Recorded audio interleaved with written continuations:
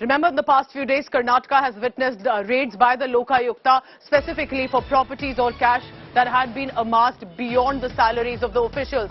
Senior officials have been raided, and now a Lokayukta has arrested Karnataka's one bureaucrat by the name of Ajit Rai. Multiple raids in Bengaluru also have taken place.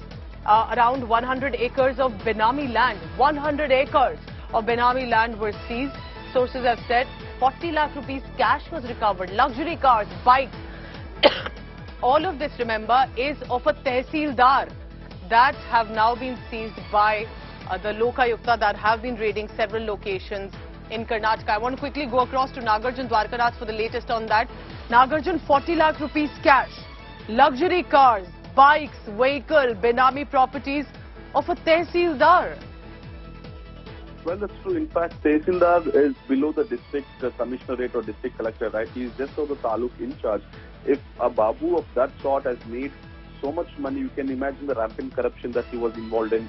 The Lokayukta has now arrested Ajit Rai, who was the Karnataka Tahsildar in Puram taluk. He's now had vehicles starting from Range Rover to Fortuner to fancy bikes and fancy watches also.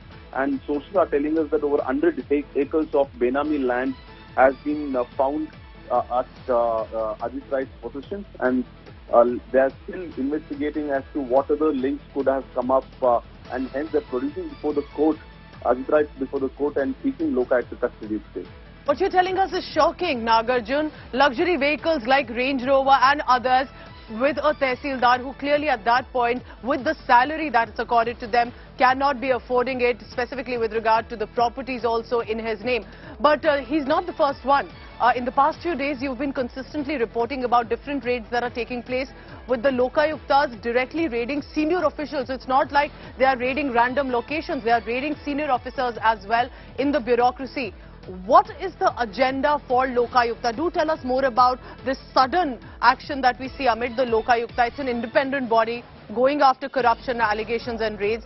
What is on agenda about bureaucracy in Karnataka?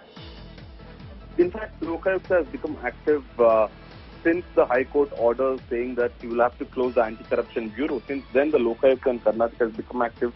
Even during the last tenure of the Bommai government, during the BJP tenure, also Lokayukta was quite active. They raided quite a number of officials. They raided the BDA. They raided the Madal Virupakshappa. If you remember, the sitting MLA of the BJP was also raided when his son was caught and arrested.